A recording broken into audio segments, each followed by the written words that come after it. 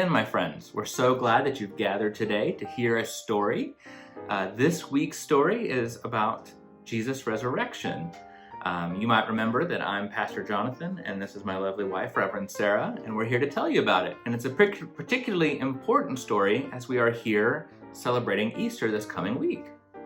We start our story picking up from a very sad place. It was a really hard week. Jesus had gathered with his disciples. They had celebrated Passover together. But later that night, he was betrayed. There were people upset by the miracles, the prophecy, the goodness of who Jesus was. And some were afraid of losing their power within the community. So they arrested Jesus. They put him on trial. They put him on the cross. And that's where he gave up his spirit. Jesus died upon the cross, and all of this occurred within a week of him having been welcomed into Jerusalem as royalty. After Jesus had died, they took his body down from the cross, and a rich man named Joseph placed him in a particularly special tomb. I put Jesus in this special place so no one would get to him. He rolled a huge stone over the opening of the tomb with the help of several others. It was a heavy rock. They wanted to make sure that no one else could move it. And the leaders of the community even sent guards to watch the tomb to make sure that no one would take Jesus' body or ruin such a special place. Hey you, guard, don't let anyone in. Okay? Got it, boss. But early Sunday morning, just 3 days after Jesus had died, there was an earthquake. Whoa.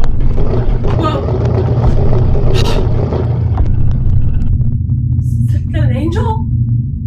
An angel came down from heaven and rolled away the stone. When the guards saw the angel, they shook with fear and fell down, even passed out. One of Jesus' closest friends, Mary, came to the tomb early that morning. I swear there was a giant rock here yesterday. What has become of it? She was shocked to see that the guards had actually passed out and the stone had been rolled away. So she naturally ran into the tomb to see if Jesus was still there. Allow me to take a gander inside. Where could his body have gone? Bodies don't just up and leave! As she stepped inside, there was an angel there waiting for her. Angel? An angel? And the angel said, Jesus is not here. He is alive. "Go and tell the good news that his friends will see him again." Mary was thrilled to hear the good news. She even ran all the way to where the disciples had gathered. Guys! Jesus is alive! I swear! I went to the tomb this morning. His body was nowhere to be found. They had been mourning all weekend and were shocked to see Mary so excited. They didn't want to believe her. One disciple said, Mary, what do you mean Jesus is alive? but she was right. She was the first person to tell the good news that Jesus had risen from the dead. The tomb was empty. Jesus was alive. Soon the disciples would see for themselves and would be so happy to see Jesus again. Our story this week is a great story. It's full of fear and yet so much hope. During our time right now, perhaps we are the closest to feeling what it was like to be a disciple of Jesus 2,000 years ago. There's fear in our homes and in our world, and some of us are even afraid to go outside. We are sad and we're grieving, but we are also a people of resurrection. Or in other words, we are a people who know that Jesus brings hope to a world that is full of reasons to lose hope.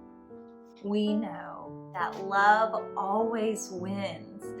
We know that love has the final say. Hope is still present when we remember that God is with us, that God is a God of the living, and indeed has conquered the thing that we fear, death. So fear not, friends, for God is with us and loves us unconditionally. and love always wins. We can't wait to tell you the next story, but it'll have to wait another week. Until then, be kind, do good, and love your neighbor. Bye.